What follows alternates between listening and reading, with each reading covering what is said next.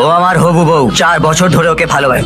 এই শহরে শুধু আমি ওকে বিয়ে করতে এসেছি। এরপর যদি তোদের মধ্যে কাউকে ওর ধারে কাছে দেখি, এমন মারবো শালা, 7 জন্ম জন্মাবার কথা ভাববি না।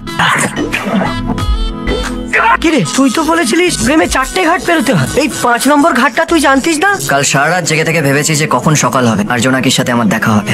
ভাবিনি আর একজন এসে বলবে জোনাকি তার হবু বউ, আর সে 4 বছর ধরে জোনাকিকে ভালোবাসে। আমার সালা কপালটাই খারাপ। যখনই ভাবি প্রজাপতি উড়বে, বলতে এসে হুল ফুটিয়ে দেয়। Siddharth Chatterjee, inspector, Kolkata police.